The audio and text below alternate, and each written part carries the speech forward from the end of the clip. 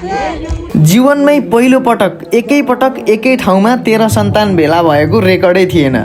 यसै खुसीले गर्दा मामा आमाहरू एकदम खुसीले नाच्दै हुनुहुन्छ।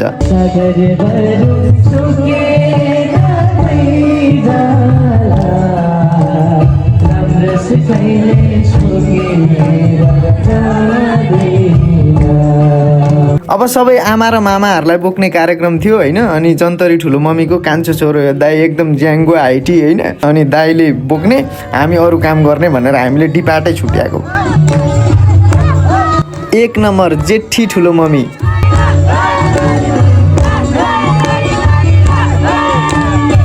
2 नम्बर माइली ठुलो मम्मी, 3 नम्बर साइलो ठुलो मम्मीको चाहिँ भर्खरै खुट्टा भाँचिएकोले साइलो ठुलो मम्मीलाई चाहिँ बोक्न मिलेन। 4 नम्बर काइलो ठुलो मम्मी, 5 नम्बर अन्तरी ठुलो मम्मी, 6 नम्बर जन्तरी ठुलो मम्मी,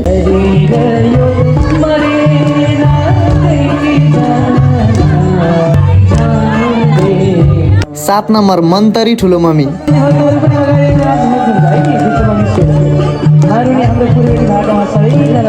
8 नम्बर ठुली कान्छी मेरो मम्मी,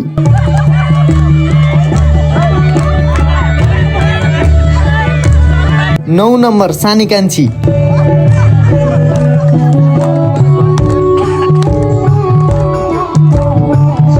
10 नम्बर कान्छी सानीमा, 11 जेठो मामा, 12 माइला मामा, 13 कान्छा मामा, 14 जेठी माइजू। तर माइजूले तपाईँहरूले मलाई बोक्न सक्नुहुन्न भनेर मान्नु भएन।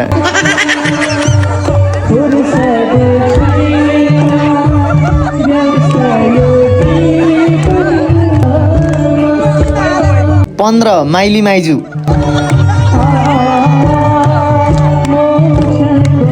16 कान्छी माइजू। सबैजना नेपालमै लगभग नजिकै हुनुहुन्छ। तर जन्तरी ठुलो मम्मी होइन, अन्तरी ठुलो मम्मी चाहिँ बर्मा देशमा हुनुहुन्छ। 25 वर्षमा बल्ल भेटघाट भएको। त्यही भएर ठुलो मम्मीले आफूलाई सम्हाल्न सक्नु भएको छैन। भिडियो बनाउँदै मै गाह्रो भइसक्यो होइन। अनि जन्तरी ठुलो मम्मीले चाहिँ खुसी व्यक्त गर्दै हुनुहुन्छ। भगवानको आयोजना गरेकोमा भगवानले सबै मेरा दिदी बहिनी दाजु भाइ सबै मेरा माइत परिवारका सबैजना भेला गराइदिनु भयो। सबैलाई भेला गराइदिनु भयो। भागवतको कृपा भयो, भगवानको कृपा भयो। राधे राधे श्याम। सबैभन्दा ठुली आमा, 1 नम्बर ठुली आमा, 1 साले ठुली आमा आफ्नो कुरा राख्दै हुनुहुन्छ। राधे राधे।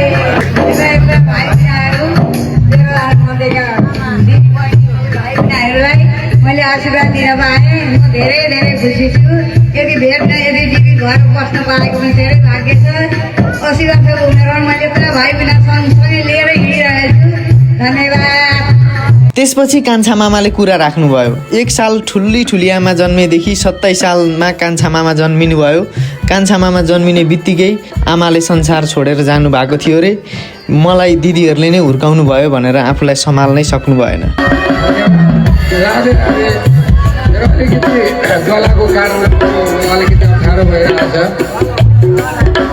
मेरा आमा समानका 10 वटी दिदीहरूलाई सर्वप्रथम म नमन गर्न चाहन्छु र मेरा ममाथिका 2 जना दाजुहरूलाई पनि।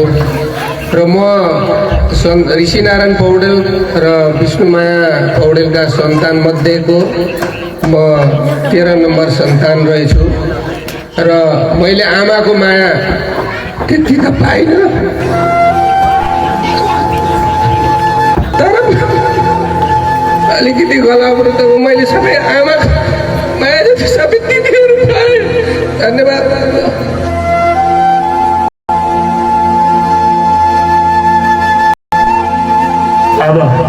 म त यति बेला थिइनँ। अब यसरी सबैजना भेला भइएला नभइएला भनेर सबै आमाहरूलाई चाहिँ फोटो बनाउन गएको थिएँ। म थिएँ भने पनि रुने नै रहेछु। यो भिडियो पछि हेर्दा पनि मैले आँसु थाम्नै सकिनँ। माया कसरी लाग्छ थाहा थिएन होइन, तर यसरी आफ्नो सन्तान एकै ठाउँ भेला हुँदा हर्षको आँसु नरोकिने रहेछ। हेटेरिका रुवाएर सक्यो।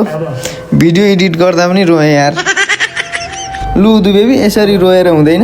अब हँसाउन जन्मेको मान्छे हो, हँसाउनु पर्छ। यही समयमा हामी यी हाम्रो दाजु पनि पुरा भक्काल्नु छुट्दै पनि सम्हालिँदै बोल्दै हुनुहुन्छ। पुनः सामूहिक नृत्य गर्नेछौँ। सबैमा गला अवरुद्ध भएको छ, आँखा भरिएका छन्, तर पुरै रुवाबासी भएर अनेक भएछ होइन। म चाहिँ भर्खर आइपुगेँ अनि म चाहिँ अब ठुली आमाहरूलाई चाहिँ सबैजनालाई फोटो दिने, सबैजनालाई चिनो स्वरूप भनेर बनाउनु गएको थिएँ। भर्खर आएर सबैलाई टिका लाउँदैछु। भर्खर रुवाबासी सकिएको भनेर मैले जानकारी पाएको थिएँ होइन। अनि एक दुईजना ठुलो मम्मीहरू चाहिँ ठुस गर्दै रुँदै हुनुहुन्थ्यो मैले फोटो दिँदा पनि। अनि म फेरि सम्हाल्न सक्दिनँ होला भनेर मैले मुखैमा नहेरिकन सुई दिँदैछु।